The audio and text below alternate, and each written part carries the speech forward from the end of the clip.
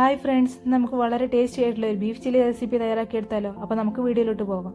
ഞാനിവിടെ 1/2 kilo beef എടുത്തിട്ടുണ്ട്. അതിലേക്ക് 1 ടീസ്പൂൺ മുളക് പൊടിയും കുരുമുളക് പൊടിയും മഞ്ഞൾപ്പൊടിയും ആവശ്യത്തിന് ഉപ്പും 1 ഗ്ലാസ് വെള്ളവും ചേർത്ത് നന്നായിട്ട് തന്നെ ഇതൊന്ന് മിക്സ് ചെയ്തെടുക്കുന്നുണ്ട്. ഇനി നമുക്കിത് ഒരു 7-8 വിസിൽ വേവിച്ചെടുക്കാം.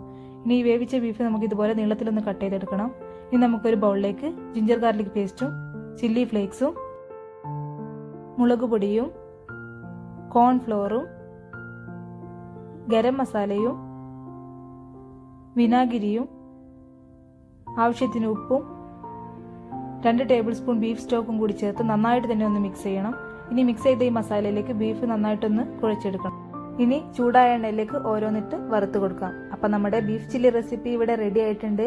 നിങ്ങൾ എല്ലാവരും ഇത് വീട്ടിൽ ട്രൈ ചെയ്യണം. നിങ്ങളുടെ കമന്റ് ഫീഡ്ബാക്ക് ഒക്കെ അറിയിക്കണം. നിങ്ങൾ ഈ വീഡിയോ ഇഷ്ടമാണെങ്കിൽ ലൈക്കും ഷെയറും സബ്സ്ക്രൈബും ചെയ്യണേ. Thanks for watching.